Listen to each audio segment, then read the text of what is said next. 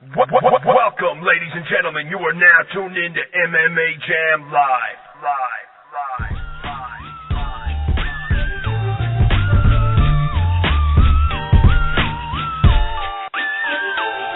We don't play them games. You don't really wanna say our names. 'Cause I'm up in the morning at the break of dawn with the fire in my eyes and my nuts in my palm. We don't lay down and die for no one. This is what we do, spitting fire for so long. We've been killing shit damn right with toes on. We control the fear, don't die for no one.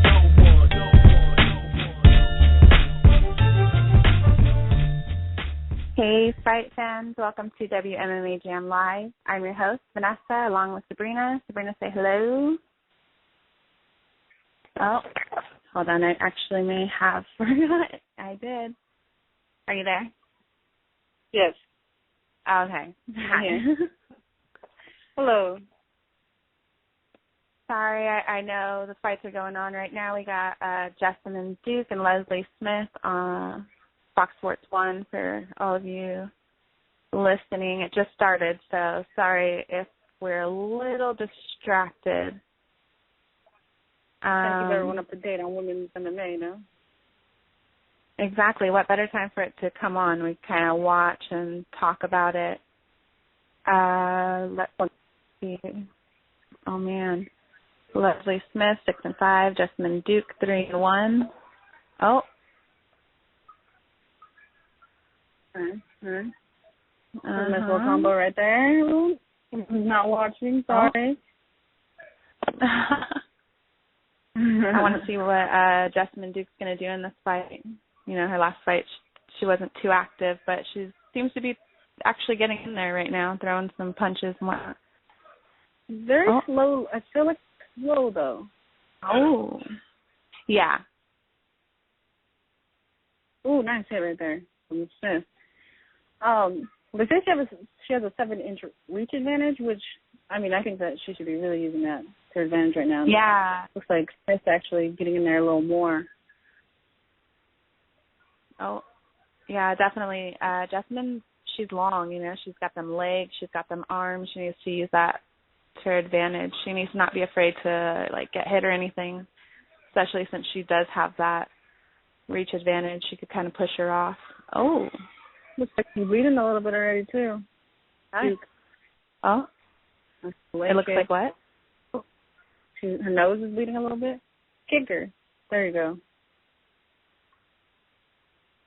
But yeah, I mean, she just seems a little bit slower than Leslie Smith for some reason to me. Oh, come on. You gotta do something. Come on, Smith. Oh, nice to you. Oh, no, don't go down. Oh! It's over. Get her, she's done. Body shot. Good job. Nice job, Leslie Smith. Oh, no, don't cry. I'm gonna cry. She did good. Those are nice combinations, one right after another. Never let her breathe. Body head kick. Great combos. It's nice. Sorry for you listening. I forgot to launch the chat. I just did that right now. Oh, let's see the showing. Move the foot. Oh, nice overhand right. Nice kick. Hit her with her foot though. Still that body shot right there. Boom. Head. Knee. Body. Yeah. I think she was hurt a little bit from that first body shot. Yeah, because when she barely touched her for that fourth body shot, she went down. But she was hurt at that first body shot. Yeah, it looks like you kind of caught on her face, that pain. Yeah. Well, but, you know, I mean, if you have a body shot, I mean, it's no joke. That shit hurts. Oh, and yeah. And then, you know, you're getting hit in your head. You don't know, and then all of a sudden you're getting hit in the body again. All over the place. There is no, like, chance to really, like, oh, you know, like, oh, shit, up, down, here, there, type of thing. Like, she was really getting them in there. Leslie Smith, you know what? Hey, at least for Duke, she came out and she was throwing some punches. She was, you know, throwing kicks, trying to be active this fight, since we didn't see that from her. Yeah. But Leslie Smith, and once she got that opportunity, she didn't let up on her, and she injured her, ended the first round, ref stoppage. That's crazy. Did you think that that's how that fight was going to finish? Did you think it would end so quickly? No, I definitely thought Jessamine was going to come out and show a little more. She hit and then, hit and moved. But what she didn't do, like what Leslie Smith did, was throw more, throw combos, throw punches. And you can't just have just one. Your jab's not going to do it for you. You're not GSP. You have to have a jab and a cross, a jab and a hook, a jab and a kick, something else. A three-shot combo, not just one punch, circle out, one punch, circle out. You're not going to get anywhere like that. She was doing a little bit, and Smith was just throwing a little more. Man, honestly, I didn't think it was going to end that quickly. It was a really good finish by Leslie Smith. I'm kind of glad we got to watch it, talk about it. It was kind of made it more exciting in the moment. Yeah. For those of you who maybe didn't get to watch it, sorry we weren't a little more detailed, but I know they're all, damn it, we had it recorded. Aww. Well, if you go on Twitter, yeah. I was going to say it's okay because, our commentary is not that good. You're going to like the fight anyway. You're going to like what we're saying right now. We're giving it no justice, basically. Yeah, we didn't really go into detail. I was too, sometimes when I'm watching these fights, I'm just like stuck on it, like, oh man, like I can't pull away from it, so couldn't really get into details there. Yeah. Sorry, we didn't really. Was going to come out with a little more fire, yeah. A little hot player. Yeah. No. I felt like she had a little more, definitely had more to prove this fight, and even though she came in throwing some stuff, it really wasn't like an extreme difference, Yeah, they didn't seem that hard of the punches. Whereas Leslie Smith, she was, it felt like she was hitting her a little bit more. Yeah. Whereas like it's like, yeah, you can take that hit and give her 3 more type things. Yeah. Well, for those of you who don't have Fight Pass, I didn't get to see, man, that fight with Claudia, how do you say it, Gadelia, and Tina Hadamaki, that fight was absolutely amazing. You should, I was trying to keep notes, for like certain things that I could bring up type of thing. But like I said, I couldn't pull myself away from the TV. I was watching and scribbling on the paper, and then I looked at the paper and I was like, I don't even know what that means, but it was so good. Oh my God.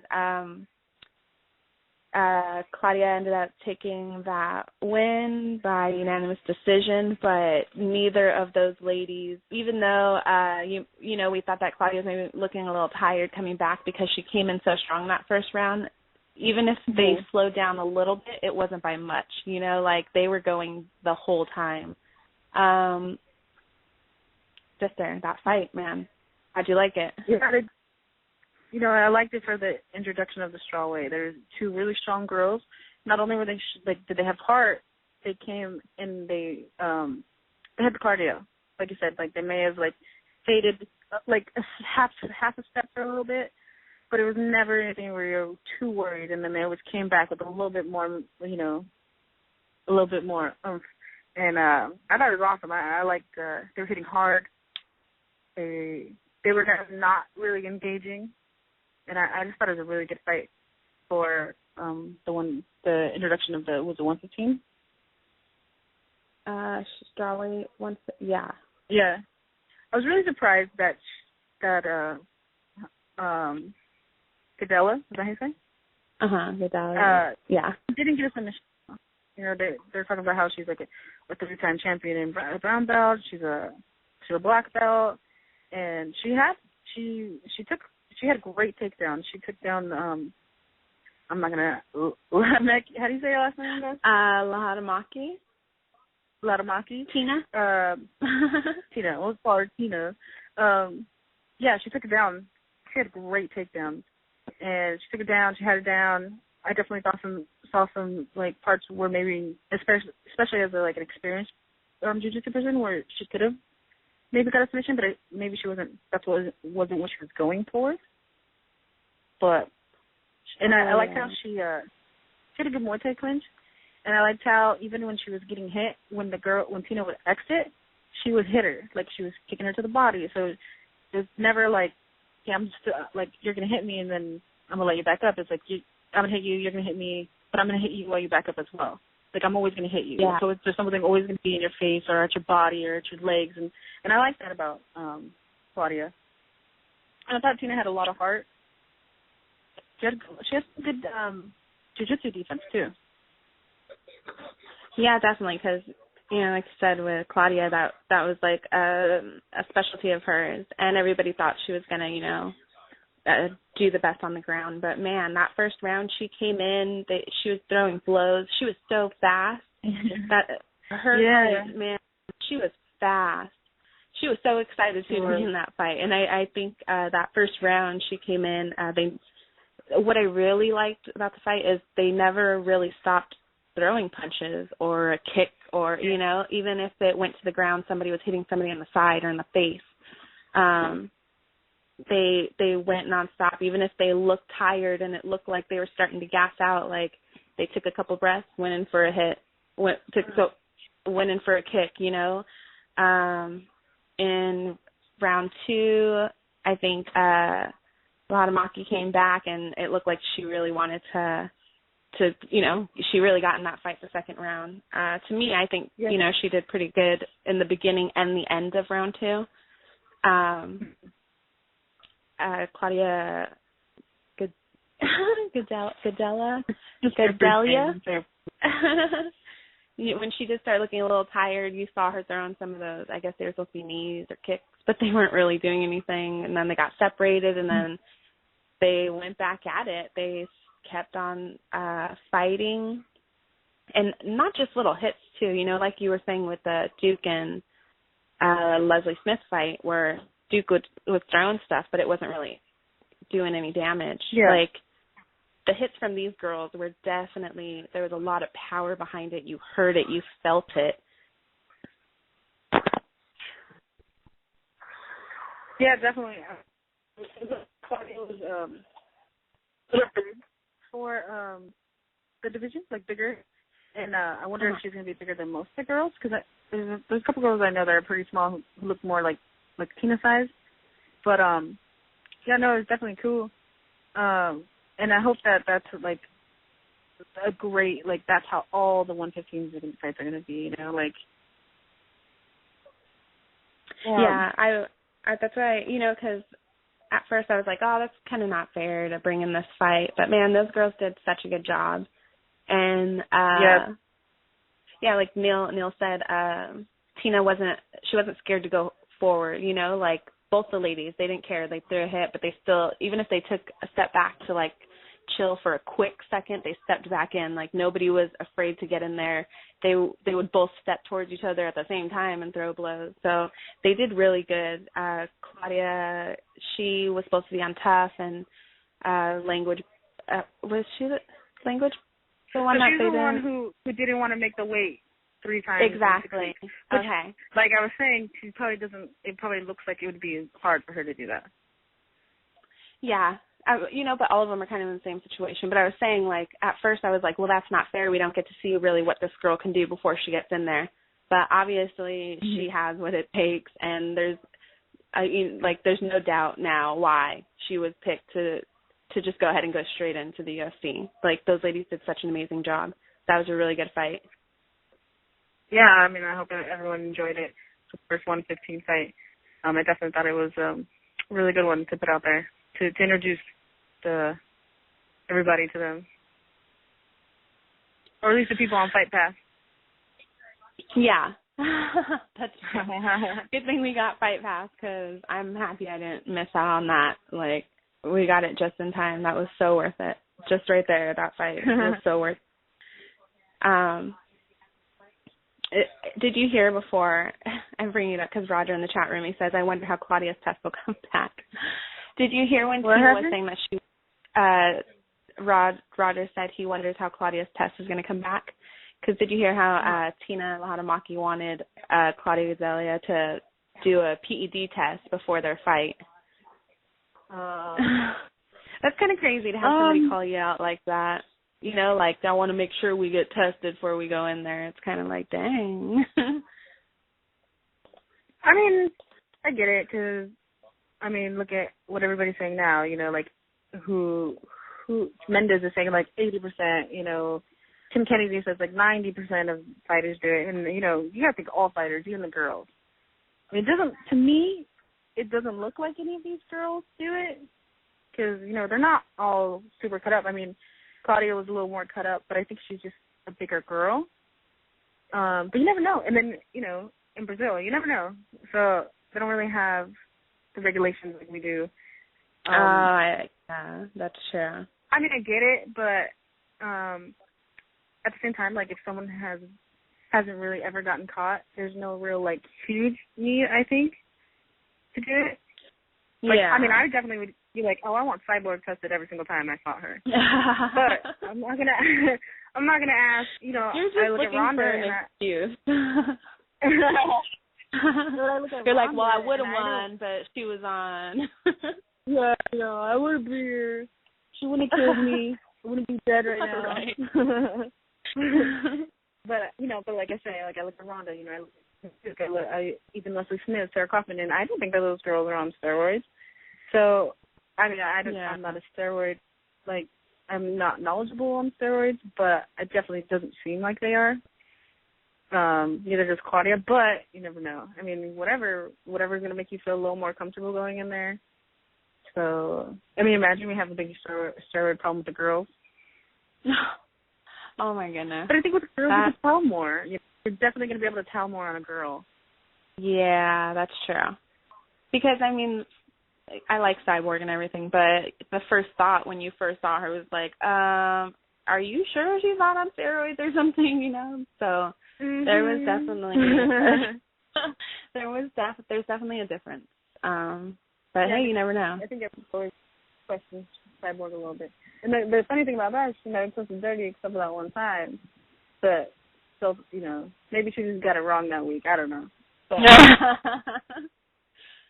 Well, speaking of Cyborg, I'm sure everybody's heard that Dana had said something about he plans on getting Gina Carano signed at the end of the week. You know, like, I as a fan of hers, I'm excited to see her come back, but I definitely hope she isn't, like, put up there right away in front of all these girls who have been working their asses off to get where they are. Because she's been out of the game for a while, and I don't see what, you know, like, especially after Ronda Rousey getting that win. I don't know if he thinks that Gina coming in, that's going to be a good fight, but that's not something that I'm, like, looking forward to, so I hope that's not where it goes. Yeah, I mean, I definitely think that everybody's going to want to see it because it's Ronda Rousey. Whoever Ronda Rousey fights, people want to see. And then the other people are going to want to see it because it's fucking Gina Carano, you know, and who doesn't want to see Gina Carano come back? But I want to see Gina Carano come back and be good. I don't want to see Gina Carano come back just because she's Gina Carano and because she can. I want to see Gina Carano come back because she wants to, and she wants to beat Rousey. She wants to beat Kaufman. She wants to beat all these girls who say, like, oh, you're the reason why I'm here. Like, awesome, and now I'm going to beat you. You know, like, I just I don't want to see a shitty Gina Carano because it's not going to do anything for me. You know, if Gina Carano comes in and fights Ronda Rousey and gets her ass beat, like, in 16 seconds, or a knee to the body, like McMahon, like, everyone's going to be like, well, duh. But then you just paid $50, $60 just to be like, duh. You're going to have to stack that hard, I think, to make it. I mean, I'm going to watch it, but I might go somewhere to watch it because I don't want to pay all that if it's just going to be right away. I don't see it. She hasn't fought in years. What, 5 years, 4 years, something like that. And Ronda Rousey has fought 3 times in the last 6 months.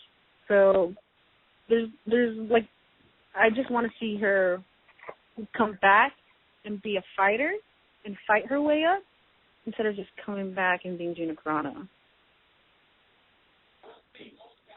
Well, yeah, I mean, it only makes sense. I mean, you have Kat Zingano who came back, and it's like, you know, we were going to give you the first shot, but you need another fight under your belt before you get it. So to have somebody like Gina Carano come in and then, like, get a fight right away, or even after a couple fights, you know, like, I don't know that she's deserved it yet after then. Like, these girls are here. They've been doing it. They've fought just, you know, a few months ago maybe, or just, you know, last year.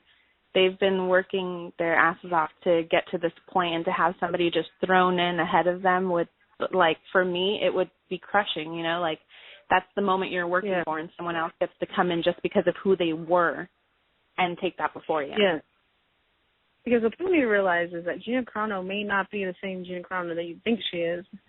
And, like, the game is so different now. Like, in the beginning when Gina was around, it was kind of just Gina who knew stuff. But now, all those girls, I mean, I don't know how much she's training on the side behind, you know. Yeah, exactly. Behind closed doors or whatever. But you're still not getting the quality training that these girls are, because you're probably busy doing something else.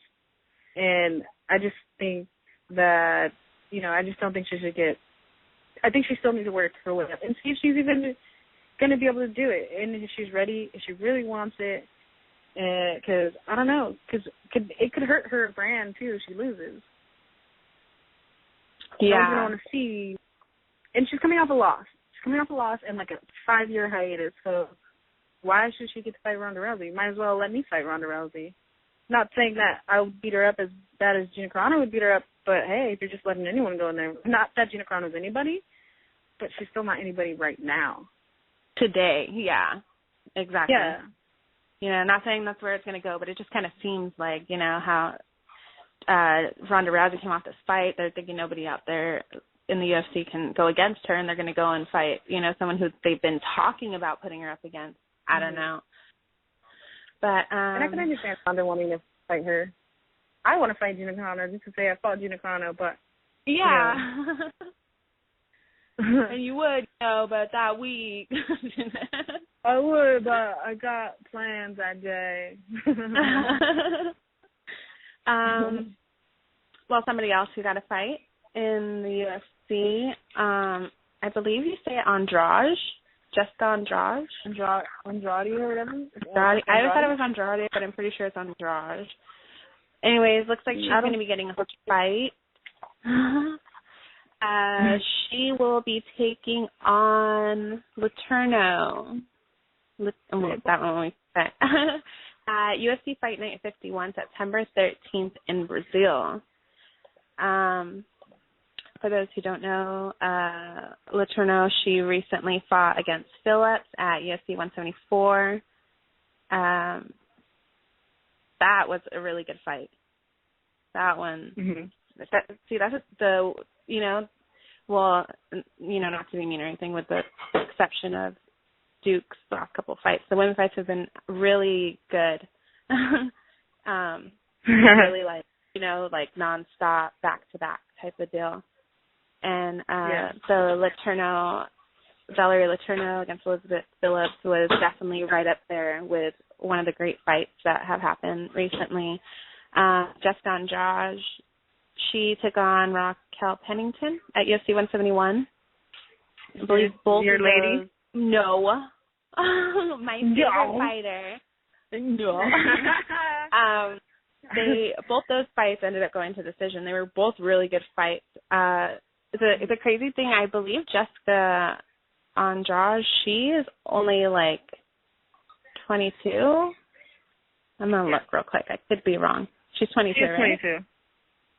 Yeah. That's freaking crazy because she's 22. She's already 11-3, was it?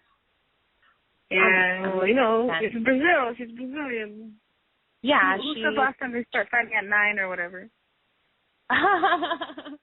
That's true, man. 11 wins, 3 losses. She's 22 years old. That's crazy. Valerie Letourneau, you know, she's a little older, and I can put her out there. She's a little older, but she has 6-3.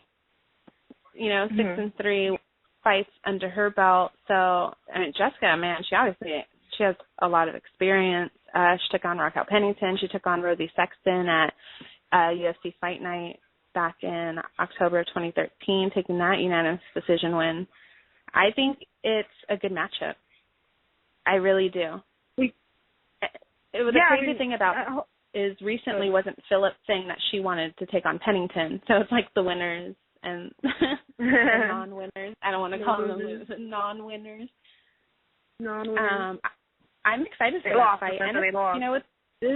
Take it back. It's going to come up pretty quick. What do you think about this fight and this matchup? I think it's a good one. Let her know she's no slouch. You know, she's fought people like Alexis Davis.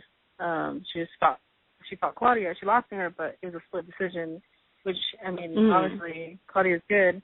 She's fought Sarah Kaufman, you know. She's no slouch. She has some experience in that. I think it's going to be a good fight. And hopefully it's a stand of big type of fight, you know. I like those kind. I like to see the women go in there. And, I mean, don't get me wrong. I love the ground. I love a good submission, like a good knockout. But for some reason, I like when the women are standing more than when they're on the ground. Yeah, definitely. I think it gives a little, I don't know, more to their fights. I guess because people don't expect the women to go out there and just keep punching each other back and forth in the face. And that's exactly what these ladies are doing. Like, they're not scared to do that at all. And not just punching each other, but taking those punches, taking those kicks and knees and elbows. And, you know, I liked Tina's, she got up sometimes pretty good. Stuff like that. You know, there's a lot of people who just stay on the ground. She was trying to stay active from the bottom. Like, I like stuff like that. Yeah, it's definitely good, like, fun to actually see where they're experienced at and where they're the best at in a fight like this. Like, even though a lot of it was back and forth standing up, like, they went to the ground. They had to, you know, defend themselves and roll around and hit. And so you got to see a little bit of everything. It was a really good fight. I have no doubt that this fight is going to be just as good. So yeah, I'm looking forward to it. To say who is going to take it right now, that's hard. Obviously, you know, we'll get into more details about the fights and stuff when they come up, but I don't know. It's going to be a good one. Right now, and then if I'm wrong, you guys can make fun of me. But I'm going to pick Andrade. That's how I'm going to say her last name because that's how it's spelled out. So that's how I'm going to say it. And I'm going to pick her. I like her. I've seen a little bit of stuff on her before, and I like the power, the power that she comes with, the intensity, her mindset, and she's like a brawler, you know, and I like that. Well, I definitely like that pick. I don't disagree with you. You know, like I said, we're going to hear more, but definitely, Jessica, I'm going to say Andrade. I think she might take that one. Right? She's like, that's not even how you say it, lady. Like, stop saying my name. I know. To both of us, we're both saying it. Oh, good. She knows we were talking about her. Oh, really? I had no idea that it was even me because they were saying something completely different.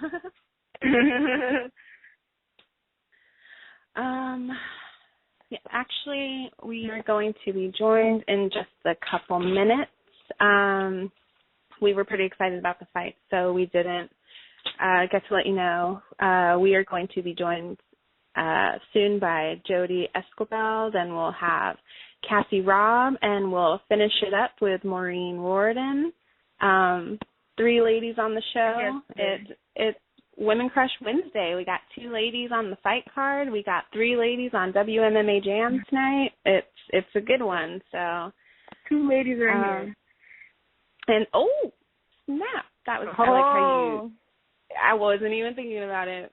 Good stuff. Yeah. I don't want to go away from women's MMA right now. But if you're watching fights, it's called Pat Healy versus Gleason T-Bow is on, and that's going to be a good fight right here, guys. But listen to us still. Listen to us. We're sorry to interrupt your fights. We should be done. I don't know what time the main card comes on, but I'm pretty sure we're going to be out of here by then so you guys can go back to enjoying fight night. We do appreciate you joining in.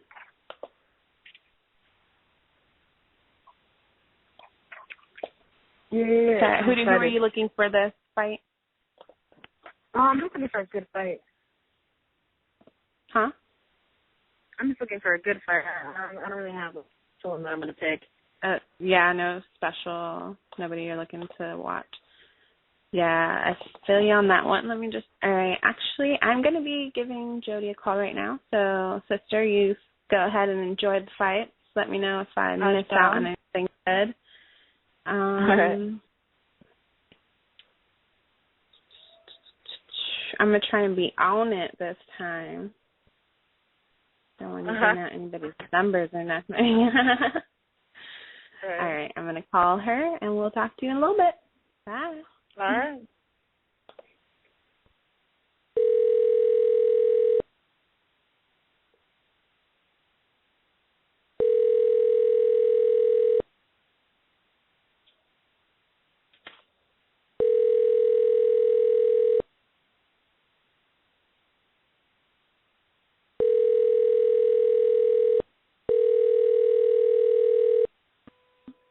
Hi. I thought I almost see it try to trick me again there. Neil said she's not answering because she's beating up Ike, which I don't doubt it. We got to try and get her on the phone so we could save him. Oh, a nice takedown right there. Sorry, guys. Okay. So no worries. I'm sorry?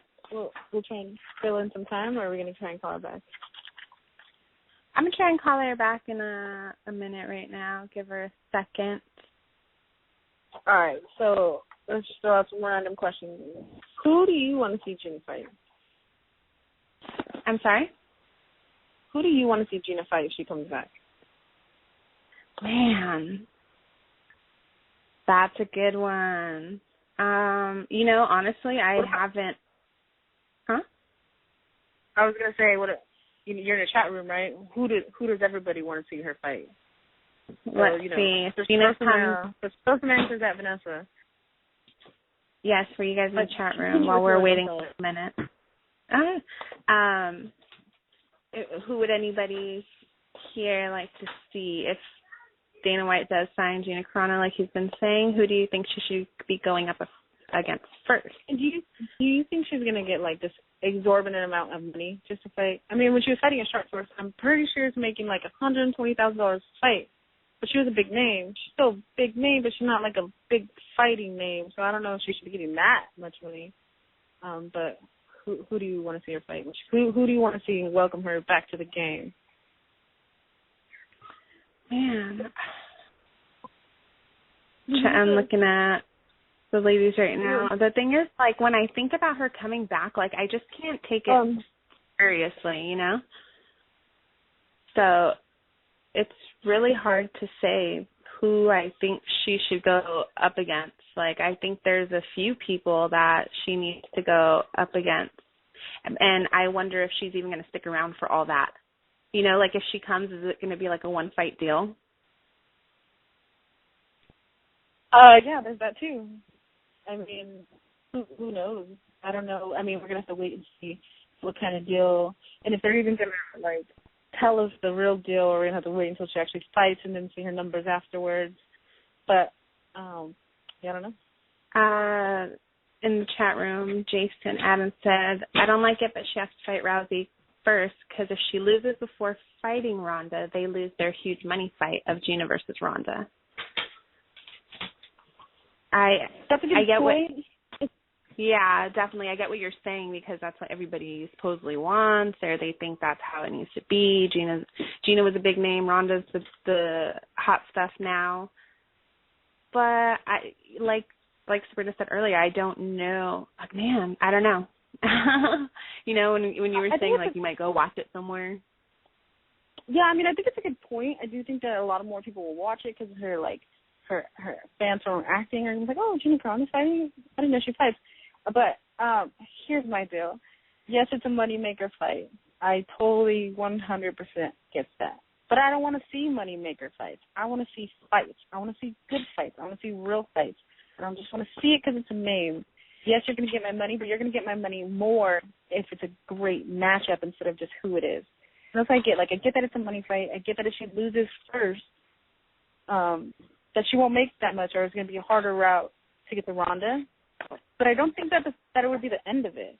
Because if she comes back this time, because she never came back from the Cyborg loss, and that's the thing that bothers me.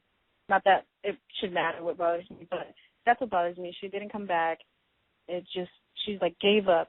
And this one, maybe it could be a better story. She came back, she lost, so she decided to stay with it this time, her way back up, and become that better fighter.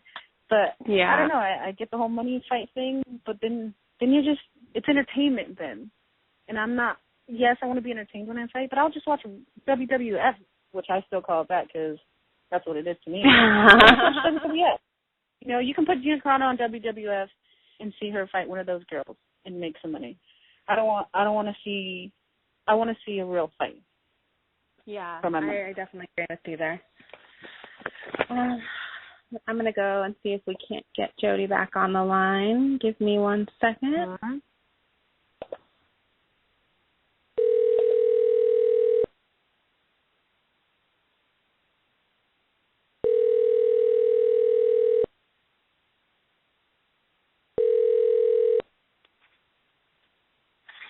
Hello. Hello, Jody. Hi. Hi, it's Vanessa with WMMA Jam. How are you doing? I'm good. How are you? Good. Are you good to talk? I called a while ago. You didn't answer. Sorry if I'm bugging you. Oh, no, I'm so sorry. I don't know what happened. My phone was sitting on right by the desk, and then I was like, crap, was I supposed to call? And then, yeah. So, no, I'm good if you are. I'm sorry about that. You know, my first thought was like, okay, I get it. So Jody was the bully, and she was just tricking me, saying she's going to be on. Right. Yeah, I know, right? Exactly. It's all coming clear now. In the chat room, Neil said that you're over there bullying Ike, so you were too busy to answer the phone. It's a full-time job to bully that guy, you know? That's hilarious. Well, thank you so much for joining me today. I was excited, especially after seeing those pictures. It was so funny. So, you know, it's kind of fun to get on here and talk to you. I'm sure since Invicta made the announcement, you've been pretty busy. But before we get into all that, I'd like to get to know you a little more. Yeah. I know you started boxing and kickboxing at a young age, I believe like around 14, but you weren't too interested in MMA in the beginning. Why were you so hesitant to give mixed martial arts a try? I'm not sure.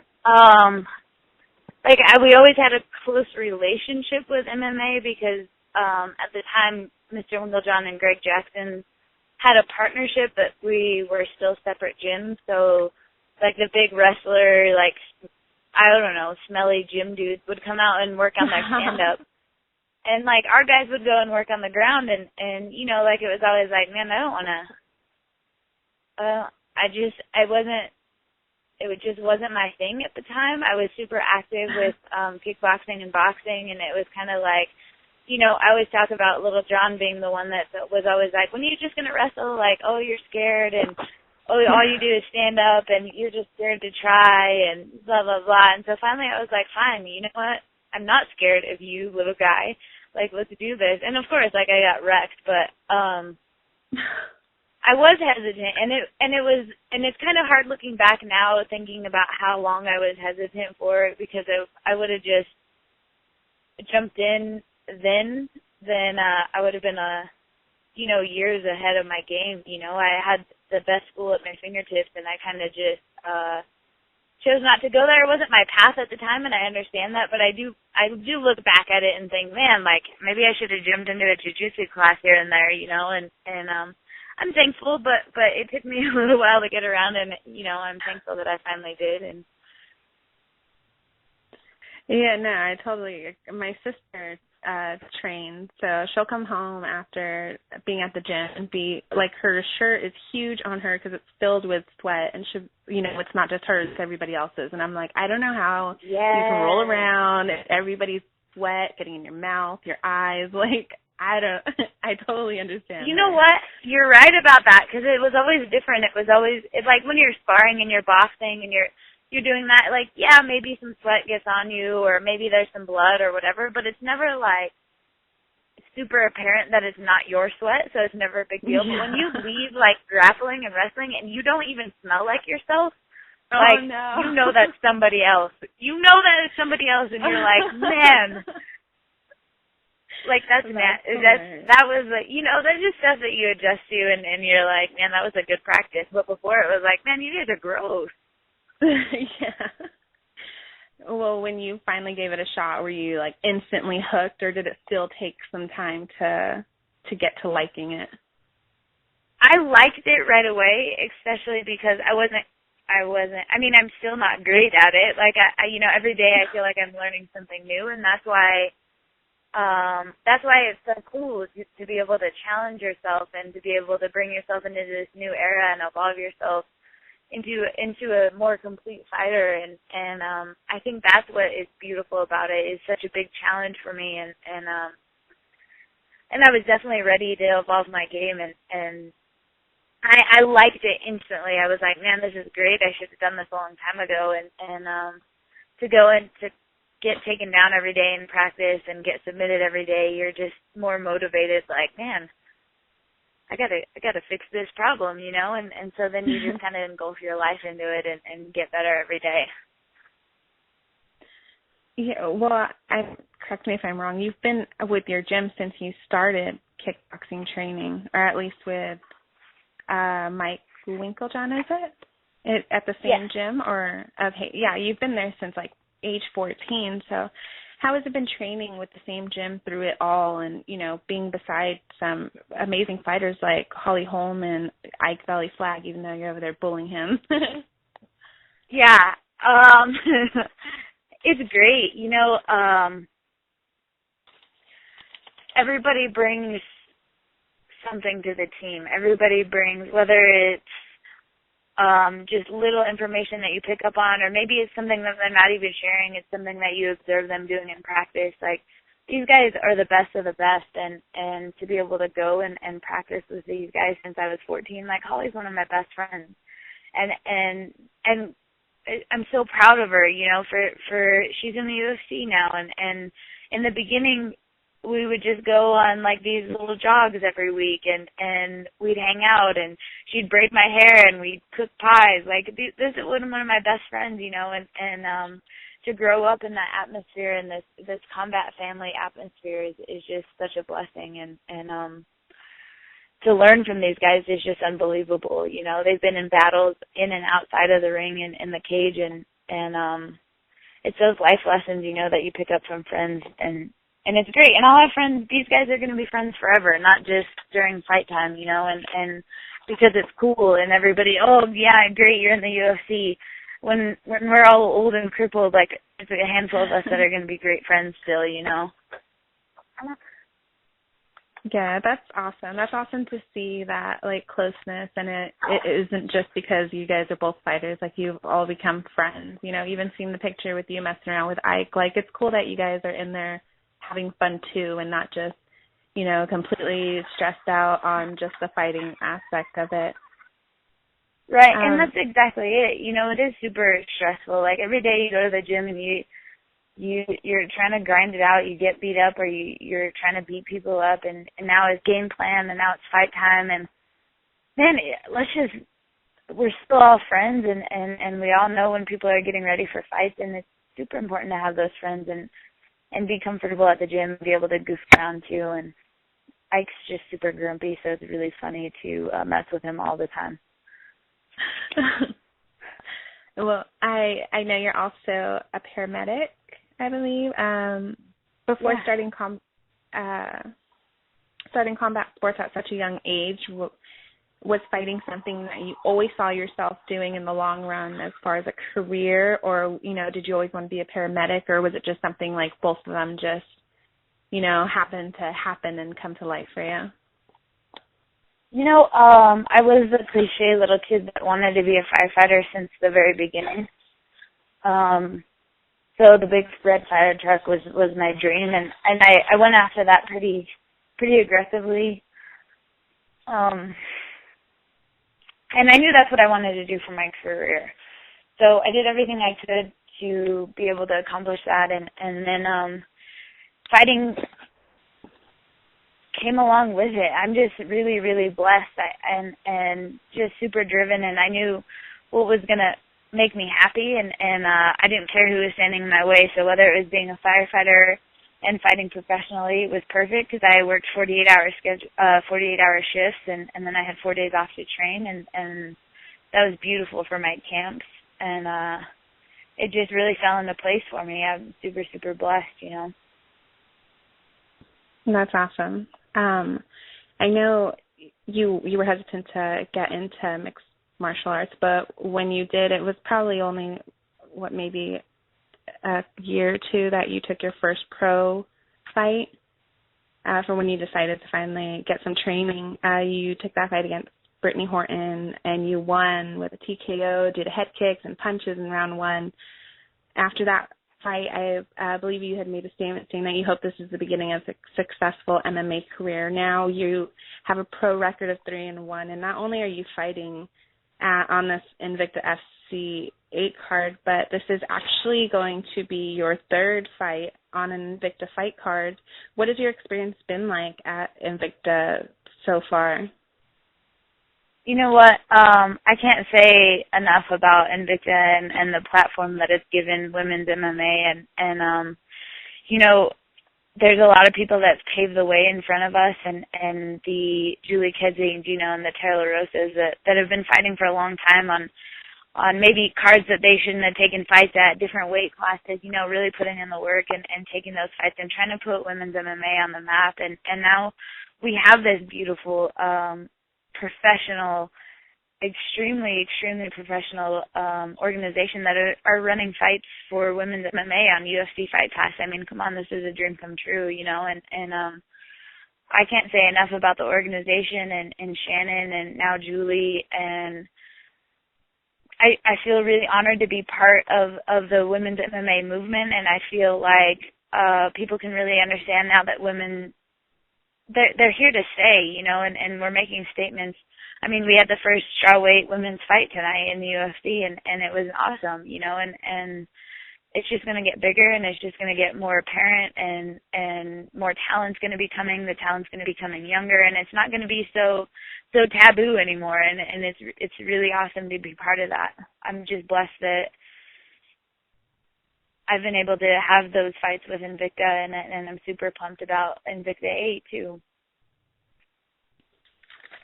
Yeah, definitely. I know it's been, you know, a little time since you fought, maybe a little over a year. I mean, how excited were you when the announcement was made about Invicta FC, that it would be taking place September 6th, which is right around the corner, and, you know, you're on the card. You're set to take on Jen Yu Fry 2-0. Like, what was, you know, what were you feeling or thinking? How did that go about? I just really tried to keep training and keep getting better every day, and you know, there was a lot of bad talk about Invicta because it was such a big layoff, and oh, who knows if they're going to even have another card, but you just got to stay positive when stuff like that's going on, and I know that Shannon and Julie were doing everything that they could to ensure that we had that platform, and so I just stayed positive and stayed getting better every day and training, and when the news came, I couldn't have been more happy. You know, like, I feel like my life is I'm very happy with where I am in my life, and I live every day with a purpose. But when you have a fight lined up in a camp and an opponent and a set date and a venue, and now we're on UFC Fight Pass, there's a little bit more meaning to life every single day. You know, there's that goal and that you know, that hunger that is awakened, you know, and I'm really happy about it, and I'm just glad that you know, we stay positive, and I'm excited to be part of it. It's going to be a great fight. Yeah, I bet. I can't imagine just how exciting it could have been, and you know, there's so many women out there, and there's so many amazing fighters who didn't make the card, but they're still, you know, hopefully Invicta FC9 they're talking about in December.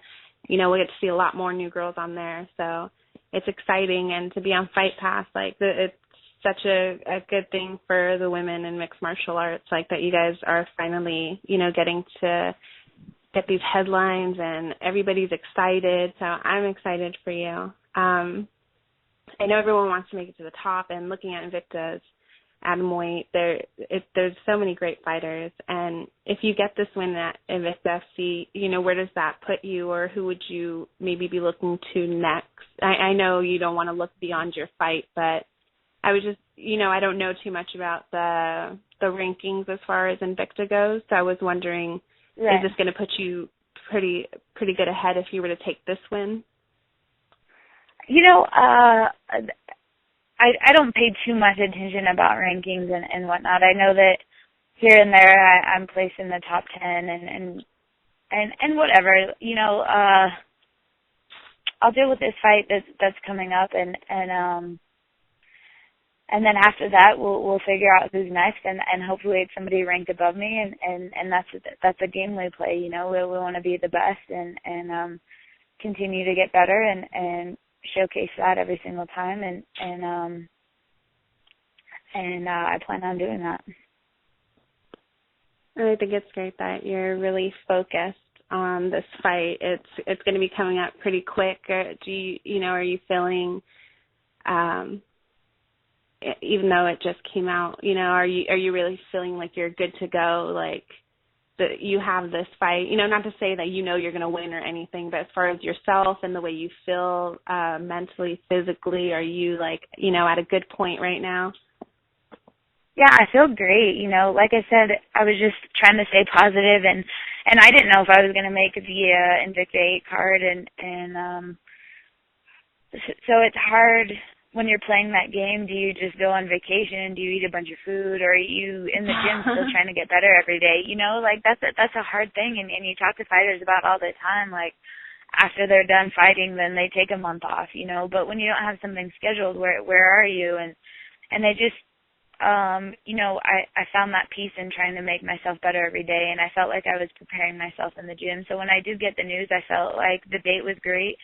I felt like my body was perfect as far as healthy goes, and mentally I feel like I'm in a great place, and we have time still, and I feel good. I make sure that every day I make it count, and I think that there really isn't anything too much that can stand in my way when I wake up every single day and make sure that I was better than the day before. And that's awesome. It really sounds like you're so happy and positive, about everything, and you always dreamed of being a fireman, and now look at you, you're a paramedic, you're out there saving lives, and now you're fighting on Invicta FC8, and it has to be super exciting. I don't want to take up too much of your time, but before I do let you go, is there anybody that you'd like to give a shout out, and maybe you can let people know where they can follow you on Twitter, Facebook, Instagram? Yeah, of course. I just want to thank Shannon and Julie and Invicta and UFC Fight Pass for giving us the opportunity, and the card is stacked, and I know that it won't disappoint. And of course my family, my parents, my mom and my dad, and everybody that always stays in my corner no matter what's going on, whether it's taking on the next paramedicine, and now I decided to be part of the SWAT team, and now I want to be a flight medic, and now I have a fight, and it's crazy, and I know sometimes it can be crazy, but I do have that support in my system, that support system that is really my rock, and I thank everybody who's always in my corner, and all the fans of women's MMA, whether my fans or not fans of mine, but that they're out there and supporting, and that's important, and you guys for interviewing fighters and being able to talk to fighters and get us out there, and that's huge too, and just being thankful for everybody that's involved in the sport that keeps a positive, like you said, positive outlook on it, and sometimes things can be negative out there, and you just can't pay attention to any of that, and keep everything positive. And my team, is I'll say the best in the world. You know, I train with the best in the world, and we have a good girls team right now that's super solid, and I thank them for pushing me every single day. And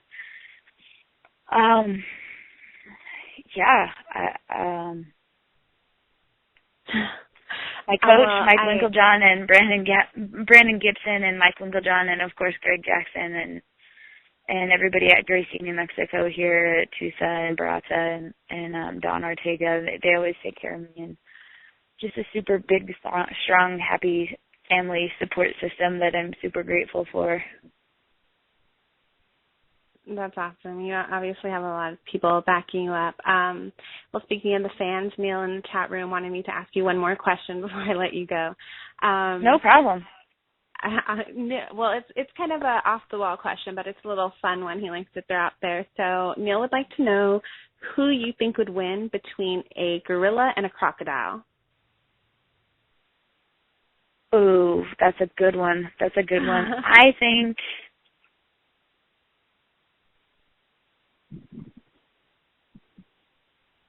think a crocodile. Oh, see, and Neil struck you as Team Gorilla, but nope, it looks like she went. Wow. You know, my first, I'm not gonna lie. My first instinct was a gorilla, and then I was picturing the crocodile doing like the death roll thing, right? And like where they and do the roll, and I was like, man, I don't know if a gorilla can. Yeah, but what if the gorilla just like ripped open his jaws? Like, I don't know what the PSI on the jaws versus like the gorilla strength. I'm such a nerd. Like, that's what I would think of, right? Like, what's the strength of that? Like, I think it'd be great. Like, I'd pay to see it for sure.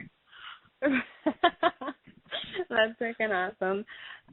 Jody, I definitely appreciate you coming on here and taking the time to talk to me. I know there's fights going on. I apologize if I took you away from that. I'm so excited to see you on Invicta FCA, and good luck. I hope everything goes good. We're definitely going to be tuning in. I know our listeners are going to be tuning in definitely. We're all excited for this. And we wish you the best of luck, and hopefully we can get you back on here after and talk about the fight. That'd be great. I'd love to. Thank you guys for having me anytime, and thank you guys so much. Great. Thank you so much, Jody. You have a good day. You too. Bye-bye. All right, you guys, and that was Jody Esquivel, sorry. You can find her, just type her name on Twitter. I believe she's over on Facebook too. Sister, are you there? Yes, I am. Well, actually, since it took a little while to get her on the phone, I'm going to be calling up Cassie Robb right now. So, I'll just say real quick. About that foot. She's right about the foot. Like, it's not just yours or one person's. It's everybody's. Like, you smell like your gym, basically. Like people who were there, like, earlier in the day. Yeah. Before, that's so can you hear me good? Before you call her, like, do you have to call her at a certain time? What'd you say? Do you have to call the next person at a certain time? Oh, why, what's up? Oh, I was just reading something, and I know the last time I was talking about Shayna Baszler on Twitter didn't end well, but she's talking about how Jessamine Duke broke her hand and didn't know what to do once Leslie turned it on, and she couldn't grab and circle off. That's funny. Roger just put that in the chat room, too. Abel Duke just posted that Jessica broke her hand in 2 places earlier in the fight. Interesting. I mean, I do have to. That is interesting. Keep going. I have to give Cassie a call. We'll definitely get back to this. All I'm going to say right now is it didn't seem like that's what made her go down. Yeah. Even if it happened. All right. Yeah. I'm going to go ahead and call Cassie, and we're a little bit behind. I apologize. Thank you to everybody patiently waiting. All right, I'm going to call her.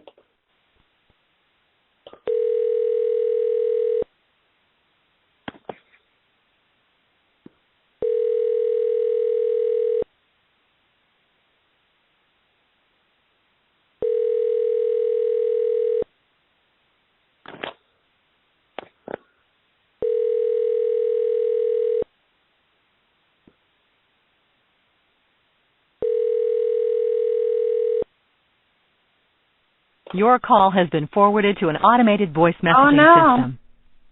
3, Oh no, 1. don't listen. That's so messed up. The ex didn't want to come up for me to. I'm pretty sure that Blog Talk Radio is just setting me up now, because I almost gave out her number, and I was over here trying to push the X. It wasn't there. It was gone. Not cool. That is so messed up. And, you know, I'm afraid that I'm going to hang up on her when she answers, because I'm trying not to let it get to that point. Uh-huh. All right. We're going to... the third person in the road where you've had to call him twice. Like, they like to make you worry, you know, shaking your boots a little bit. They like to put me through this, so I keep messing up, and everyone's like, haha, Vanessa has no idea what she's doing. You know? All right, we're going to try this again. I'm going to hang up, like, when did it come on? Like, right after the third ring, huh? After the fourth one. You know, after the third one, we'll give a couple seconds and maybe cut it off, because it keeps messing with me. Halfway through that fourth ring? Halfway through it's the like, fourth ring? Cut. All right. All right, I'm going to try.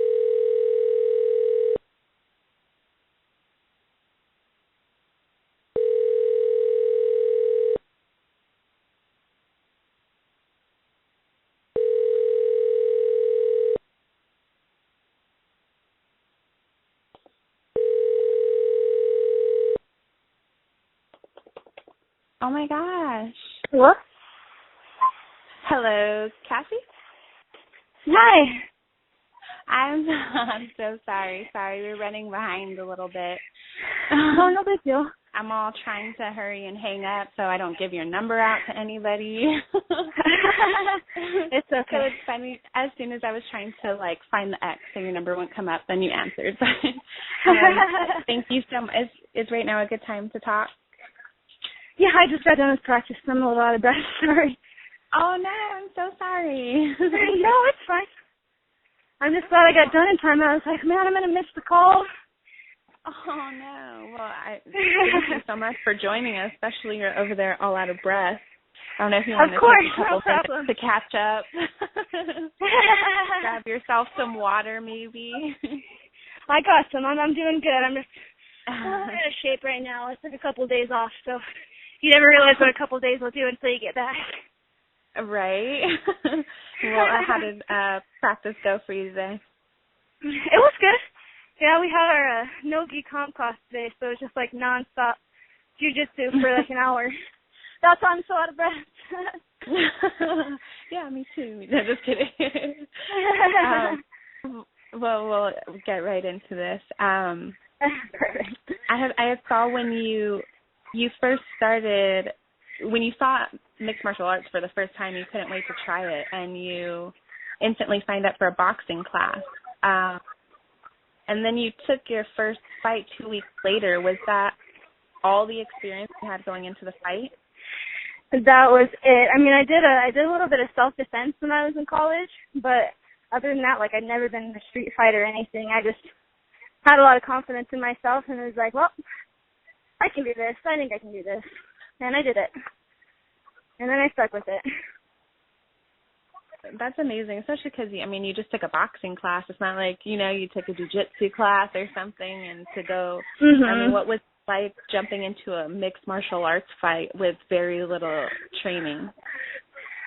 It really wasn't that bad. I would say my first fight was probably the fight that I was the least scared for. I don't know why. I came from a long line of, like, scrappers in my family and a long line of wrestlers and stuff, so I had a lot of confidence in myself going in there. My dad, you know, taught me basically how to defend myself since I was young too, and then all my brothers wrestled, all my cousins wrestled and stuff. So I had a little bit of experience, but I wouldn't say it was like anything competitive really. It was just kind of more for fun. Yeah, that still, like, trips me out because, you know, most people started training at a young age or at least had, like, months of hardcore training. So for you to just go into that with just boxing training, bravo to you because, I mean, look at this. You came back a year later and you took your shot at your second Ami fight. So, you know, really just a year of training under your belt, and you won that fight in round one. I believe it was with a rear naked choke. How did it feel to get in there and get that first win? It felt really good considering the girl that I fought was, like, pretty big, too. Like, my whole amateur career, I fought as a strawweight. And this girl, I think, was cutting from at least, like, 130. I'd say 130 to 135. So she cut a lot of weight for that fight. And she was taller than me. She was, like, 10 years older than me. So, I definitely was kind of surprised because that worried me a little bit that she was so much bigger. And then, having to go in the second round, I'm like, oh, my God, am I ever going to finish this? And when I did, it was a very rewarding feeling. And it was kind of addicting. Like, after I won, I'm like, I like this. That was nice to have my hand raised. So I just loved it after then. I was like, I'm going to keep doing this for a while, at least until my body gives up on me. Well, I'm sure, especially when you went into your next fight after that, you got that triangle choke in round 1. So I'm sure you were on this high. Like, most people had it in their minds this was something they were going to do, but you just went for it. And to end on those type of submissions, especially, I'm sure it felt great. Definitely. Well, you ended your AMI record at, I believe it's 3-2-1. Then you would go and take your pro debut under an Invicta banner. Like, that's absolutely amazing. I mean, what was it like, that experience from, the first call, getting signed to stepping in the cage at Invicta SC5? I almost, didn't believe it when I got the offer. I remember my coach calling me and telling me, hey, you need to come over. We have some stuff to talk about. I have a fight lined up for you. I'm like, okay. So we get there, and he's like, well, how do you feel about making your pro debut? I'm like, oh, well, I wasn't planning on it for at least another year or so, but he goes, well, Invicta wants you.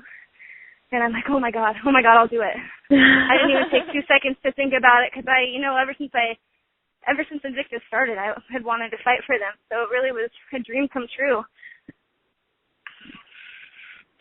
And you were also supposed to fight at Invicta SC6, but your opponent had missed weight.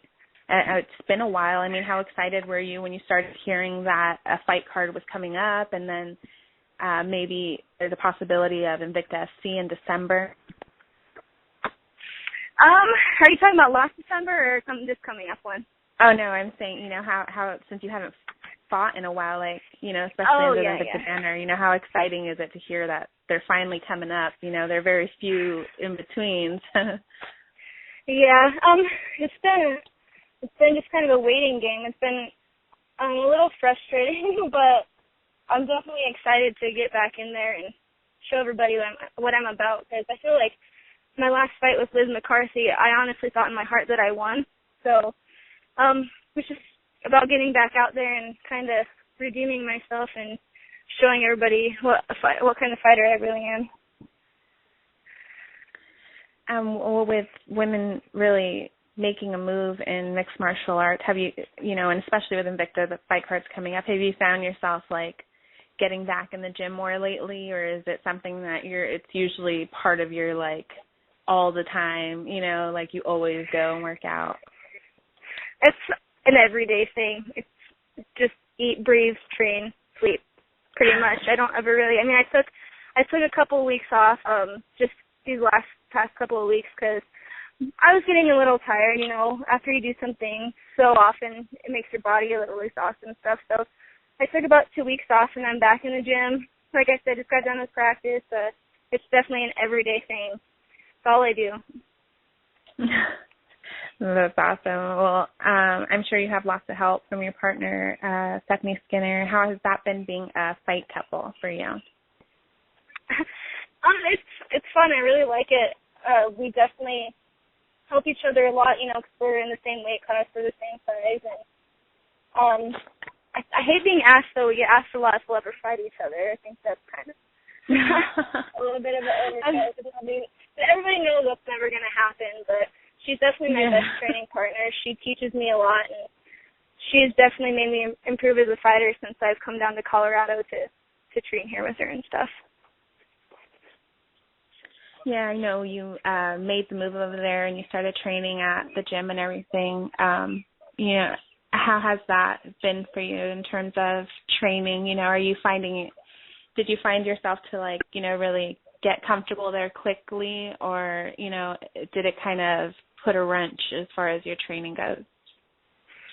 It definitely upped my training a lot. I feel like when I was in Wyoming, I wouldn't really consider what I did there training. Like, I would go to practice whenever I felt like it. And once I got here and I signed with Invicta and went pro, I had a lot more pressure on me to be at the gym, like, every day. So it's been made more of a habit and, like, a lifestyle than it was when I was in Wyoming, just kind of doing it for fun more, I guess you would say. Well, I heard not only do you fight, but you also do music. You're a rapper, am I right?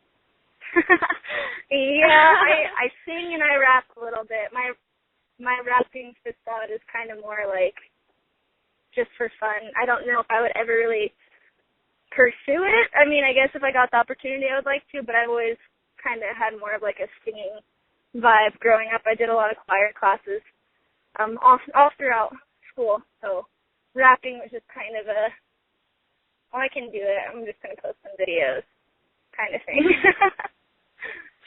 Well, I saw you love to sing when you were growing up, and you're always loud. Like, is that, like, rapping or singing, is that something you always hoped to do? I think that was, like, my main goal as a kid. I always wanted to be some kind of performer. Like, I always wanted to, even when I was a kid, I wanted to do, like, acting and all that kind of stuff. I think that I would be better with singing because I'm a little bit camera shy, but yeah, I've always been a little entertainer. All my home videos of me when I was little, I'm always singing or yelling or something. I always have to be the center of attention, so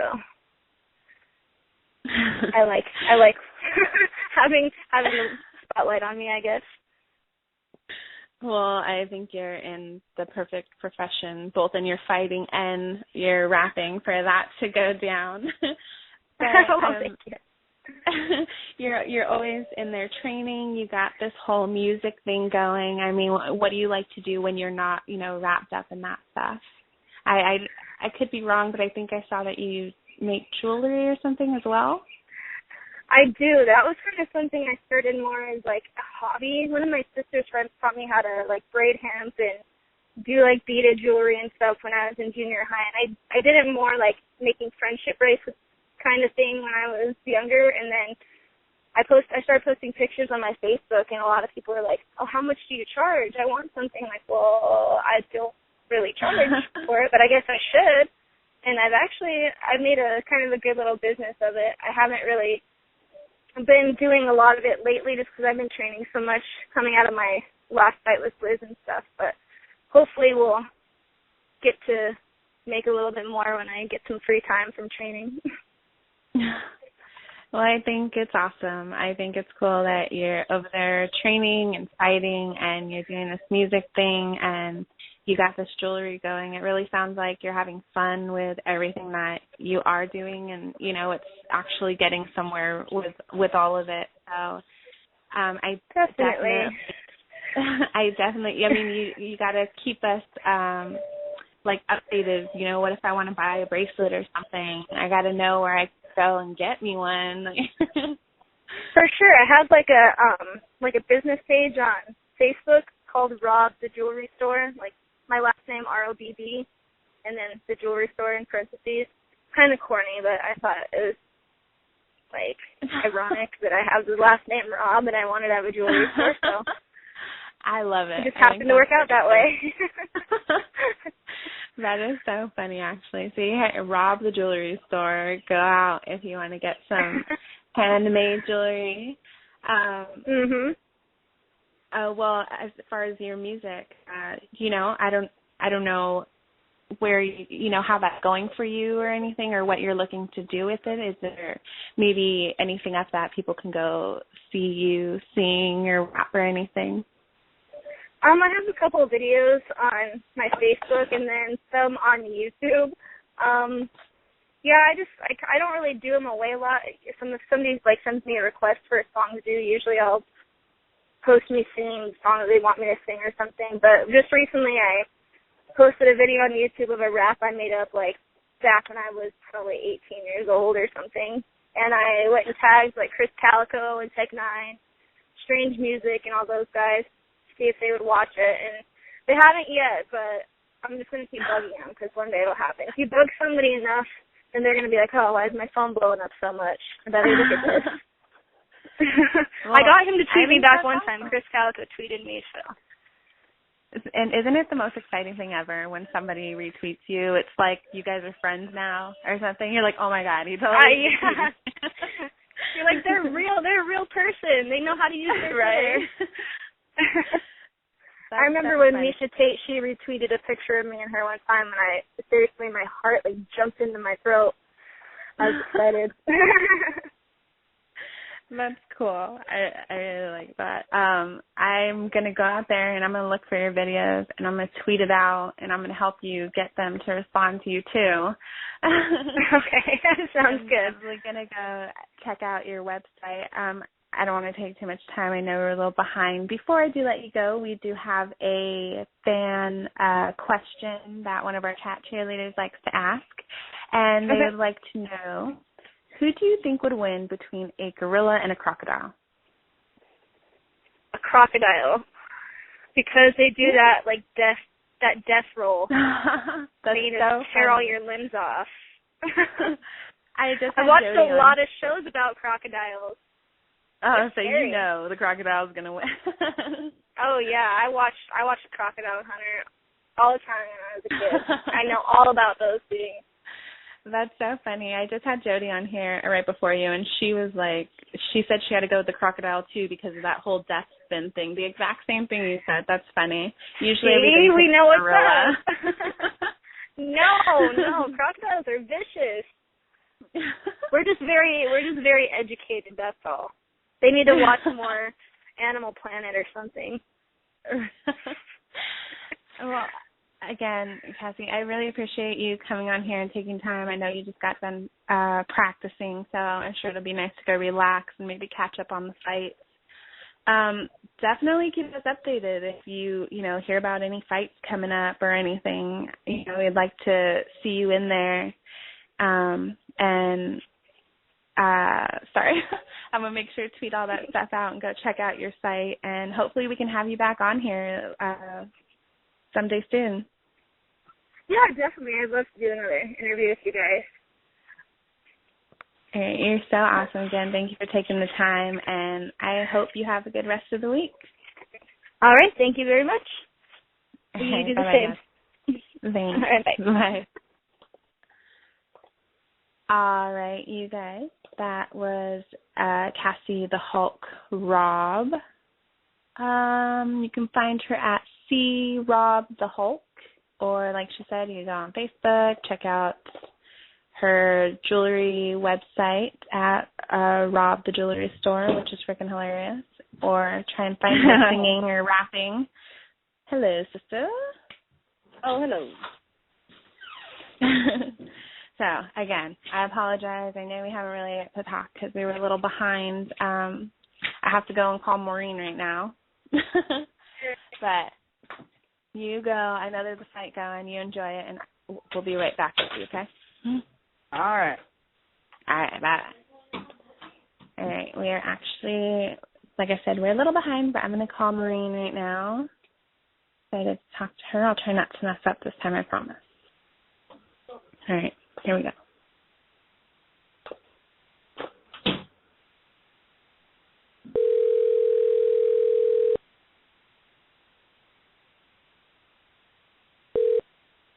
Hello?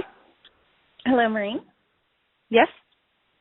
Hi, it's Vanessa with WMMA Jam. I'm so sorry. We're running a little behind today. That's all right. How are you doing? I'm good. How are you?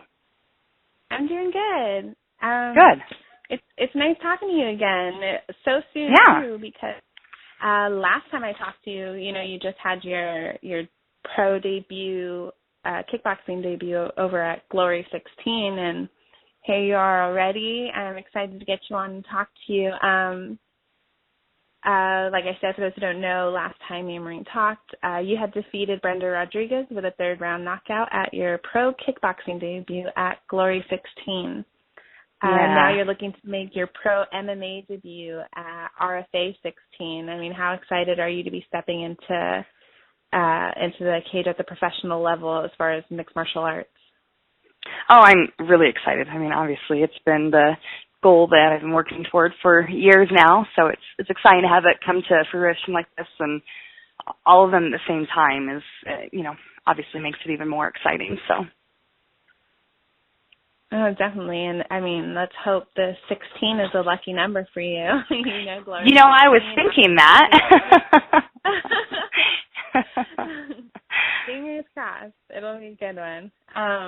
But I know you were set to take on Lauren Barefoot, but she had to pull out of the fight because of an injury. Now you're going to be facing, is it Marion the Bruiser Renew? Yeah. Do you feel that the last minute switch has affected your training at all now that you have to prepare for a new opponent? Not at all. Luckily, I'm sort of stubborn about the way I do my camps. I don't want to know anything about my opponents. Part of it is for reasons exactly like this. I mean, you never know what's going to happen. People, injuries happen all the time.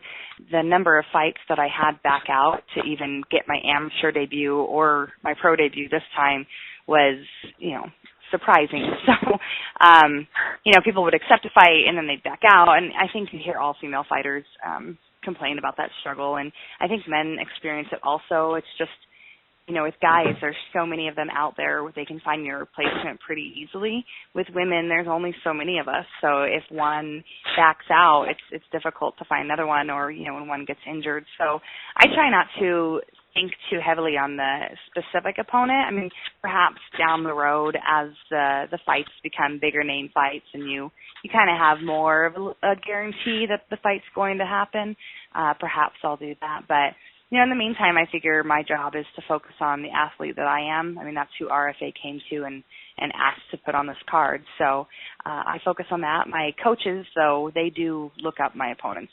So, if there's something my opponents do that they see that kind of exposes the hole in my game, they'll address it. But, it really doesn't change the way I train or what my focus is if there's an opponent change last minute. So. Well, I definitely love the way you look at it and you go about it, not, focusing too much on just the way the fighter fights, but your own game. With Lauren, she was 1-0. Like we said, this is your pro debut, but your AMI record, I believe you're at 3-2 with all wins coming from 4-2. knockout. 4-2. But TKO or Yeah, and your new opponent is 3-1 in her pro career. I believe her last fight was with a knockout in about 84 seconds, and the one before that was like a 10-second knockout. It seems like a pretty good matchup. Are you feeling confident? I think so. Going into this fight? You yourself, you've never been knocked out, correct? Correct. Yeah, so, yeah, and hopefully we're going to keep it that way. But right. I know some people prefer to take more of the sure win match, but I really try to take the challenges.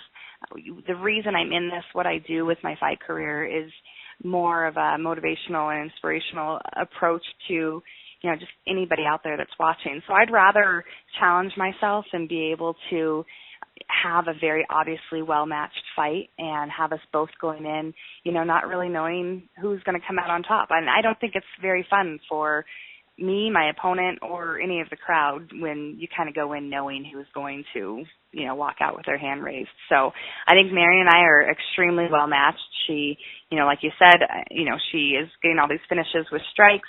I have my strikes. I understand that, she's also a purple belt in BJJ, so there's definitely, no holes there either. And so I think it's just a well-rounded, if, whichever one of us wins is going to have to work her tail off to win, and whichever one of us loses, I think is definitely going to give the winner a run for her money, so. Oh, yeah, definitely. When I was looking up, her experience and your experience, like I said, even though this is your pro debut, you guys match up really well. You guys are both strikers, and I think it's going to be a really good fight. Now, after this fight, you have no plans of slowing down after RFA 16. You're already set to make your pro boxing debut. So we had pro kickboxing, now pro MMA coming up. And then in September, you will be making your pro boxing debut on an all-female boxing. Actually. Yeah, it's 3 short weeks after RFA. I'm heading straight up to Canada. And, I'm going to be the co-main event for Nordic Coliseum. It's, from what I understand, the first all-female, all-pro boxing card. So, it's exciting to do the three debuts within about 3 months of each other. So, yeah, that's obviously definitely impressive. Like, you don't hear that coming out a lot. I mean, but do you think there's any difficulty of going from, an everything type of sport like mixed martial arts to striking only, like boxing? I don't think if you're responsible about your training that it would be. In my mind, well, and perhaps too, because I don't come from a heavily influenced background within one of the disciplines. I started it all at the same time. So I think it's kind of easy for me to be well-rounded and even amongst all the disciplines for where my training and my experience level is at, because like I said, I didn't come in, with this heavy wrestling background that I then had to kind of catch up with my striking or, vice versa. So, because I've always trained, let's do some boxing, now let's do some kickboxing, now let's throw takedowns into it and we'll do some sanda, and, we've always trained it all in stages, so it's pretty easy. I mean, there's definitely, I always worry, like going from MMA to boxing, boxing, there's no back fists, there's no elbows, there's no kicks, and I was really worried the first time I boxed that I would accidentally kick her or knee her, and that didn't happen, but it is difficult when you get used to throwing your hands in these unconventional ways, and then suddenly you get into boxing where they're very, very strict about, all straights, all certain part of the glove, and so if you get really used to this flow with your hands, that is a little difficult to kind of put the brakes on and step back a little bit to get back into that. And then remembering your stance between, a kickboxing stance versus a boxing stance, they're very different, and there's definitely a reason for that. So, but usually, I think if you practice it enough, you find it pretty easy to flow in between the different disciplines. Yeah, I can only imagine going into the boxing match and you can see a takedown and all of a sudden, like... Yes. Yeah, it's a little frustrating to not be able to take them sometimes. Yeah. Well, like you said, you're making your pro debut and all these. Has one become your favorite? Do you have any plans to make a career in, one specific one? Not yet. I've been doing MMA. MMA was my focus. That's where the majority of my amateur career was at. When I did kickboxing as an amateur, that was more and boxing. It was more of like a opportunity knocked on the door. We didn't have any other fights scheduled. It's so difficult to get fights, so I was just happy to be able to compete and put the skills to the test sort of thing. So, and it kind of is what happened with this as well. When we were looking for an MMA fight to go pro, we got the offer for Glory and obviously snatched that up because it's such a wonderful opportunity. And then we had RFA scheduled, but then based on my performance on Glory, actually that night I got the call from Canada asking me if I would fight for them based off of how I did on Glory. So, again, it was just one of those, opportunity was there. It wasn't that I was necessarily seeking it out.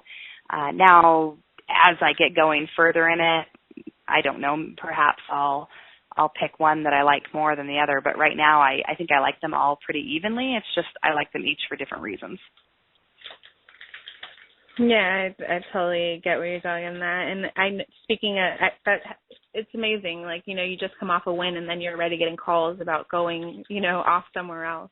I'm sure it has to feel great. Yes. But, yeah, absolutely. Right.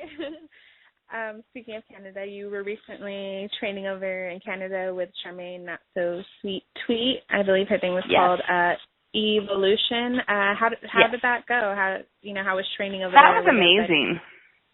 That was awesome.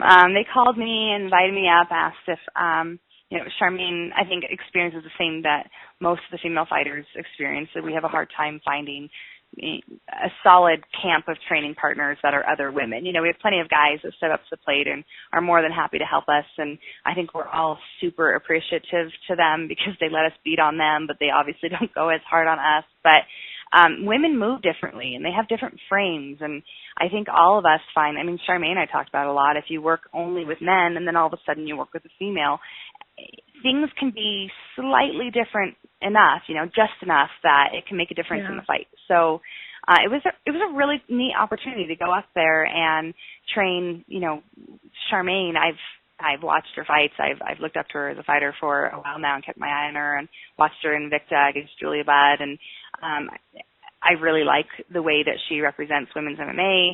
I like her history, and then, getting up there and her personality, we clicked really well, and it was really nice. And when I headed up there, it was definitely more with the mind frame that I was going up there as a teammate, and this was about Charmaine, and we were going to help her get ready for her Invicta fight. So I kind of had a selfless mindset going in. Plus, I was like, well, I'm only there for 5 days, and if we're going to make this about her, how much am I really going to get out of this? I was just kind of looking forward to working with some other women.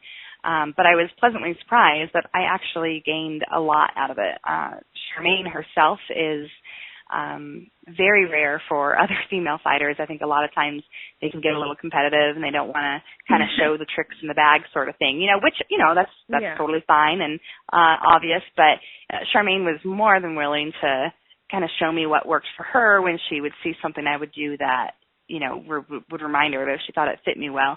And then her coaching staff, I think that's what really impressed me. When I've gone around to other gyms, the coaches are obviously, that fighter's coach, and their interest is in that fighter. And, it's not that I think that they're picking on the visiting fighter, but, it's just that's not what their emotions are invested into. And every single one of her coaches were taking time outside of the camp even to give very specific pointers to, each of us as individuals outside of what Charmaine needed. And that was really, really impressive to me, and, heartwarming to see that there's definitely some coaches out there that just obviously have an intense passion for coaching and just helping people pursue their dreams. And so we've all stayed in touch, and Charmaine and I definitely plan on training some more. I'm going out to Invicta with her on September 6th. We're planning, unless one of us ends up getting a fight scheduled, we're planning on going to No-Gi World in October together. And so it was great. It was, a wonderful opportunity, grew as a fighter, and I think, made a great friend while I was out there. So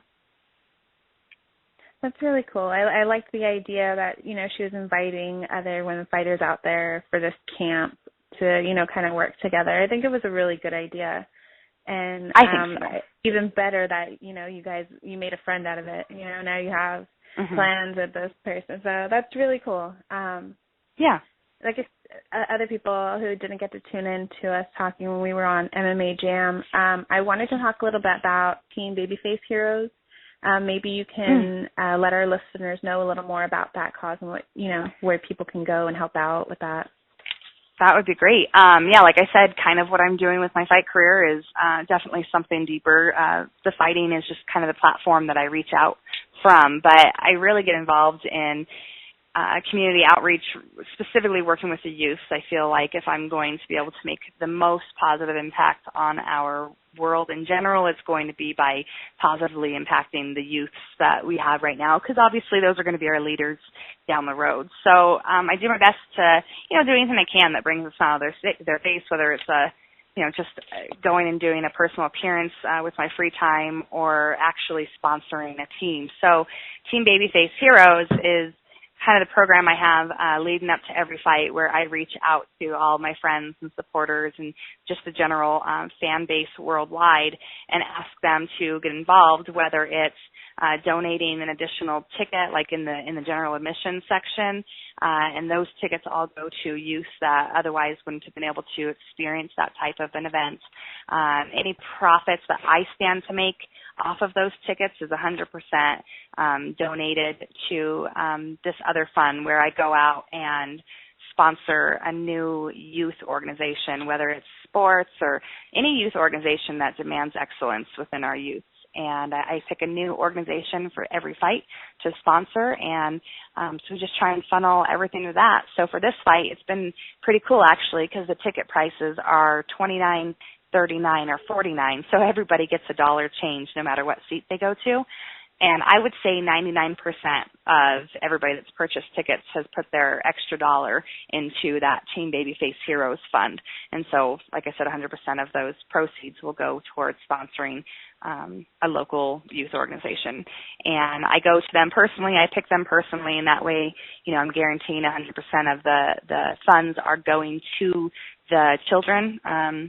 There's a lot of nonprofits where legally, tax-wise, they're only required to give, it's a very small percentage, it's like 5% of everything they collect has to go to what they're collecting it for, but, the rest is making perhaps some back office CEO very, very wealthy. So instead of donating to an actual NPO, I find the teams myself, and so I know that everything that we're doing is going to that, and it's been great. I mean, I've had several people. It was a huge surprise, pleasant surprise, when I was contacted by people from other countries that were saying, hey, I've been following you. I'm a big supporter. Obviously, I can't attend your fight, but I would love to do something to support this cause. And so they're still either purchasing a ticket and it goes to will call for me, or they're sending me, donations through PayPal that just goes straight to these kids. And it's been really, really cool. And I think it's the best part about my career is that I'm able to use,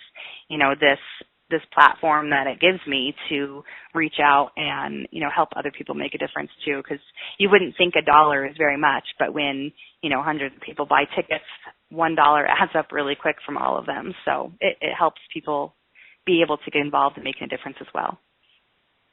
Well, I think that's absolutely amazing. I love the idea of Team Babyface Heroes and everything you guys are doing. I know you guys got some tickets for some youth to go to Glory 16, and I really like your idea of going and finding these teams yourselves and not, hoping somebody's going to give them money along the way. It makes so much sense. Right. And it's fun for them, because like this last one was the Pink Panthers. They're, ages 6 to 7, little girl softball team. And if some, random organization would have presented them a check from me, the impact it would have had would have been so much less than when I showed up in person and gave them autographed pictures, went to their fight and cheered them on. And the smiles on those girls' faces was just amazing. So it's definitely much more worth it and more rewarding for them too, I think. Definitely, to have you show up, yourself and give it to them, and it shows like it's really from you, it's not just your name on it, like it's you doing right. This. And I like that you're using, your, what you're getting out there, and, people are noticing you, and you're able to use that to help others. And I think that's such a great idea. I don't know if you told people where they can go and, if they wanted to maybe help out with $1 here or there. I'm on all of the social networks. You can find me on Twitter or Instagram at Babyface MMA, or you can find me on Facebook at Maureen Babyface Riordon. It's Riordon. And you can just contact me through all those. I make sure to leave all of my social profiles completely open to the public, so anybody's able to message me and all that stuff. So, just go on to whichever one is your favorite and shoot me a message, and I can let you know what the different options of getting involved are, and we can kind of go from there. Well, that's awesome. When you're not, over there trying to help or inspire troubled kids, you're fighting, and you're a mother, and I believe you're still a student and, a writer. Yeah. I just want to say congratulations on all that you've been able to accomplish with making your pro debuts and all these different aspects, and still continuing to be a mother and a student and a writer. I think that's really great.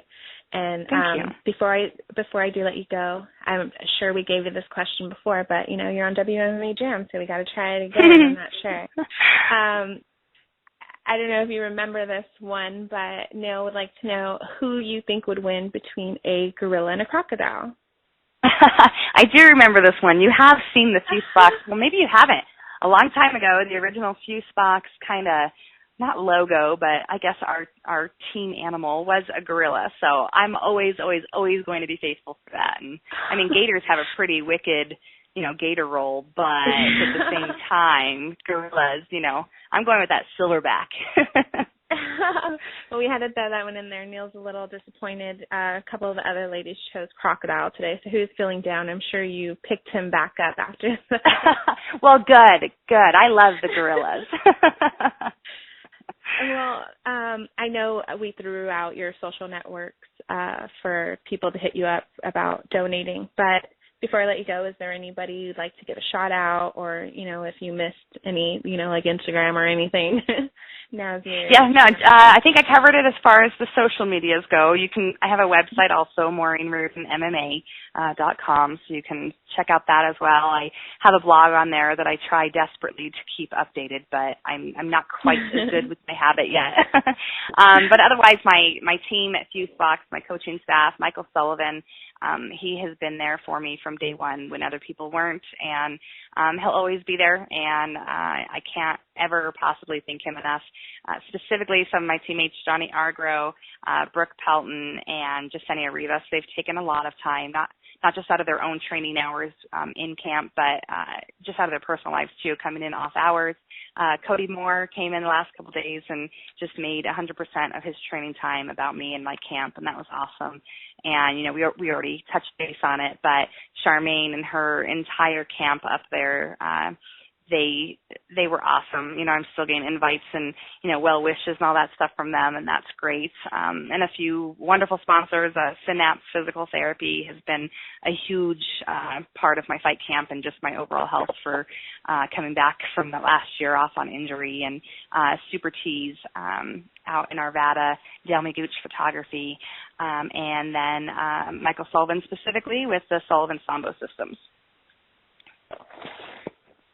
All right. Sounds good. Again, thank you so much for joining us. Good luck at RFA 16. That's July 26th. You can catch it on AXS TV. And then she'll be making her pro boxing debut. So definitely keep us updated. Which will be on Go Fight Live Network, by the way. You can stream that as well. Go Fight Live. And I believe you said that's going to be in August, right? Yes, August 15th. August 15th. All right. We'll try and make sure we keep people updated as it gets closer. You definitely keep us updated on anything new that comes up. I really appreciate you coming on and talking with me again, and I hope we could do it again. I would love it. Let me know. Sounds good. I hope you have a good Take week. care. Thanks, right, you too. Bye-bye. Bye. All right, you guys, that was Maureen Riordon. She's awesome. I love her whole team, Babyface Heroes. It's such a great idea. As she said, you can catch her on Twitter, Babyface MMA. Check out her website. If you got an extra $1 you can lend to help out, that'd be really cool. And we'll definitely keep you guys updated on her fights and pro debuts that she has lined up. Sister, you there? I am. I just want to say I'm actually surprised I got through 3 interviews. I think you did excellent, and you should do all interviews all the time. Well, because somebody doesn't want to do them with me. Because it's like that, we're trying to get to a quality show here. Let's see. So you have been on this, so you're saying Jessamine Duke broke her hand. Looks like yes. In the chat room they're saying it looks like she did break it pretty bad. But like I said before we left from that. Yeah, wow. I didn't get to look at that. I'm going to go find that right now. But like I said when we left, like, even though I'm sure breaking your hand, I'm not saying that's, not painful whatsoever. But, I mean, I don't know if I'm wrong. I feel like Leslie, hit her and gave her a body shot, and that's what took her down. Am I wrong? Yeah. I don't know. No. I try not to talk too much on Shayna Baszler. She's a little sensitive in my opinion. But I did see her afterwards. Someone said something on the lines of that, and she was just like, well, she's only had 5 fights, that comes with experience, blah, blah. But, I don't know. I think that comes with being well-rounded, because the mental game is just as important as the physical game. Can you stay focused? And I'm sure that I've never broke my hand during a fight, and I'm sure it bothers you and it hurts, and you got to switch up your game plan. But I think that's what you have to do, is you have to switch up your game plan, or you just have to throw your broken hand. And she didn't switch up her game plan, and I don't think I think that Leslie Smith was just on it. Leslie Smith was going to win either way. But yeah, I mean, where's all the judo that Ronda teaches everybody? Like, why can't you just go to that? Not saying her judo is going to be as great as, Ronda's, but I'm sure she's showing you guys little tricks. Yeah, like I said with the first fight, I was a little surprised by her actual fight game. And I thought, maybe it was just the height that kind of threw her off. But her coming back in the second fight, I don't know whether it was her hand or not. I could be wrong, but there still wasn't too much coming out of her. So I find it hard to believe that it ended because of her broken hand or anything. I definitely want to give all that credit to Leslie Smith for getting in there. And even if Jessamine Duke broke her hand, she broke her hand on Leslie Smith. So kudos for taking that and coming in and still getting the win at the end. I think it was good, more on her side, but I don't know. I don't even know where she broke her hand. She didn't really throw anything hard. She didn't really, maybe it's just Leslie Smith's head or whatever, but I would have thought Leslie Smith would have broken her hand more than Jessamine Duke. Yeah, exactly. I don't know when she broke it or what, because like you said, when she was throwing punches, they weren't very vicious or hard, it was kind of just like you're in there practicing more than fighting. Mm-hmm. Yeah. So. Yeah, no, I don't know where she broke it. I've seen she posted a thing. Here's my deal with that is, like, when I want to hear Jessamine Duke tell me that she broke her hand and played a little bit of role in her fight. But hearing it from Shayna Baszler just always seems like an excuse for some reason. And I know you always want to have your friends back and everything, but I want to hear it from Jessamine. I don't want to hear it from you. Yeah, I get that too. With Shayna Baszler, she's always coming looking to, like, defend, like, well, her hand's broken. It didn't, like, she just has to let it be. I get what you're saying. If that is what took her down in that fight, her hand being broken, I want to hear it from her, like, dang, I went in there, it was going good, but my hand, I just couldn't take it type of deal, or messed up my flow. And, I just want to hear it from her, and for some reason, I don't know why, it just feels like excuses from Shayna. And I don't know why. I don't know. Maybe I'm just, I don't know. I like maybe you guys. We were talking about that. She's a good fighter, but a little squabble. It's because you guys have your little internet. Not even. You get more stuff, more hate from her fans now. I know. Hey, I will always be the one to say I like fighters because the way they fight, but I can still not like that fighter because of the way that they are personally, you know? So, yeah. Shayna Baszler, she's definitely one to, she's quick to make a comment or, but whatever, that's her deal. It is what it is. Well, what really matters is her game.